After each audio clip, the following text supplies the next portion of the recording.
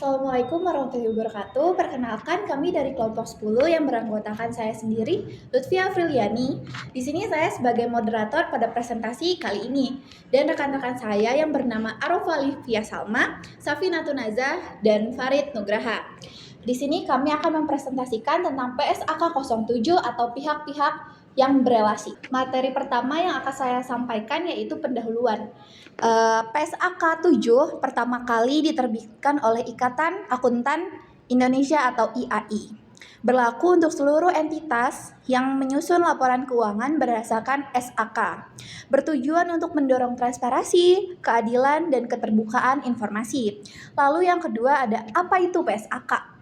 PSAK 7 membahas bagaimana hubungan antara entitas yang memiliki pengaruh atau kontrol terhadap satu sama lain harus diungkapkan secara jelas dalam laporan keuangan. Transaksi dengan pihak berelasi sering terjadi dalam perusahaan yang memiliki struktur grup atau kepemilikan saham saling. Transaksi perusahaan yang memiliki struktur grup atau kepemilikan saham silang. Jika hubungan ini tidak diungkapkan, maka laporan keuangan bisa menyesatkan pengguna karena transaksi bisa tidak mencerminkan harga dasar yang sebenarnya. Perkenalkan, nama saya Safina Tunazah dengan NIM C2210035. Di sini saya akan menjelaskan tujuan utama PSAK 7. Yang pertama, menunjukkan bahwa keuangan telah disusun secara transparan dan jujur. Yang kedua, mencegah penyalahgunaan hubungan istimewa untuk kepentingan pribadi. Yang ketiga, membantu investor, kreditor, dan auditor memahami pengaruh hubungan tersebut terhadap posisi keuangan perusahaan. Pengertian pihak berelasi. Pihak berelasi adalah setiap orang atau entitas yang memiliki hubungan dekat dengan entitas pelapor, baik melalui kepemilikan, kendali, maupun pengaruh signifikan. Bentuk hubungan relasi antara lain, yang pertama, entitas induk dan anak perusahaan. Induk mengendalikan anak perusahaan, contohnya PTA memiliki 80% saham di PTB. Lalu yang kedua, ventura bersama atau joint venture, yaitu dua entitas mengendalikan satu entitas bersama. Yang ketiga, personal manajemen kunci, orang yang berwenang dalam pengambilan keputusan strategis seperti direktur, komisaris, atau CEO. Yang keempat, anggota keluarga dekat manajemen seperti suami, istri, anak, orang tua, atau saudara kandung dari manajemen kunci. Yang kelima, perusahaan yang dikendalikan oleh anggota keluarga dekat juga termasuk pihak berelasi. Baik, selanjutnya akan disampaikan oleh saya, Arfa Alifia Salma dengan NIM C2210329.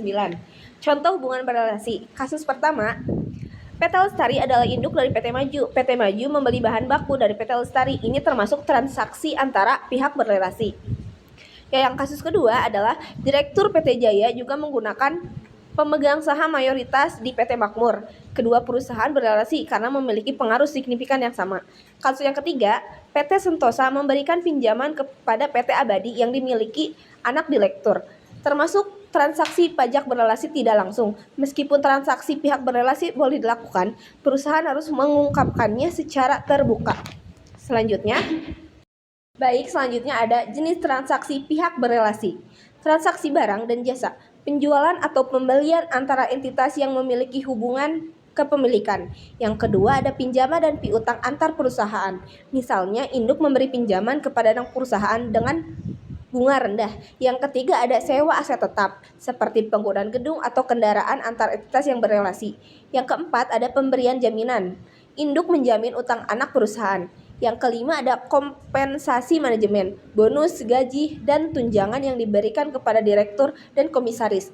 Yang keenam ada transfer aset, pemindahan aset tetap dari suatu entitas ke entitas lain dalam satu grup perusahaan.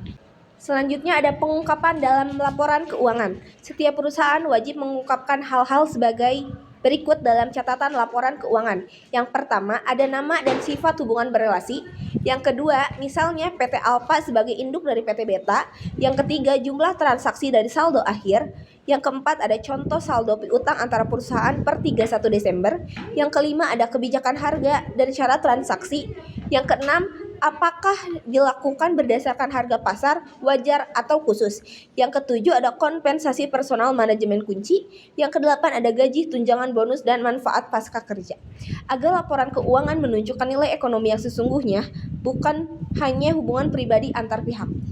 Saya Farid Nugraha akan menjelaskan mengenai contoh pengungkapan. Di sini mungkin saya di kasus ya. Selama tahun berjalan, perseroan melakukan transaksi penjualan kepada PT XYZ sebesar 1 miliar. PT XYZ merupakan entitas anak dari perseroan. Transaksi dilakukan berdasarkan harga pasar wajar. Tambahan, dalam praktiknya merupakan juga bisa mencantumkan transaksi lain seperti pinjaman ke entitas berelasi sebesar 500 juta. Yang kedua, pendapatan jasa manajemen sebesar 200 juta. Semua ini harus diungkapkan agar pembaca laporan bisa melihat transaksi hubungan bisnis antar pihak. Untuk slide 10, manfaat penerapan PSAK 7. Di sini ada 5 poin penting yang akan saya jelaskan. Poin pertama yaitu transparansi tinggi. Investor tahu apakah transaksi dilakukan secara jujur. Poin kedua, mencegah manipulasi laporan. Hubungan istimewa sering disalahgunakan untuk menyembunyikan laba atau rugi. Poin ketiga, meningkatkan kepercayaan publik dan kredibilitas perusahaan. Poin keempat, membantu auditor menilai risiko audit. Yang terakhir, menunjukkan kepatuhan terhadap standar keuangan nasional (SAK). Contoh kasus nyata. Di sini ada studi kasus mengenai PT Alfa. PT Alfa menjual properti ke PT Beta dengan harga 50%, lebih rendah dari harga pasar. Belakangan diketahui PT Beta dimiliki oleh adik direktur PT Alfa. Jika tidak diungkapkan, laporan keuangan tampak normal. Padahal sebenarnya ada konflik kepentingan. Jika memang tidak diungkapkan, maka dampaknya yaitu pertama, laporan keuangan dianggap tidak andal. Yang kedua, auditor dapat memberikan opini tidak wajar. Dan yang ketiga, reputasi perusahaan dan kepercayaan publik dapat turun. Terima kasih. Oke, baik, di sini saya akan menyimpulkan materi yang tadi sudah dibahas. Yaitu kesimpulannya PSAK 7 memastikan bahwa setiap hubungan istimewa diungkapkan secara jelas dan jujur. Transparansi bukan hanya kewajiban hukum, tapi juga bentuk etika profesional dalam akuntansi. Dengan pengungkapan yang baik, laporan keuangan menjadi alat informasi dan yang tepat, adil, dan terpercaya. Sekian presentasi dari kelompok kami. Kurang lebihnya mohon maaf. Wassalamualaikum warahmatullahi wabarakatuh.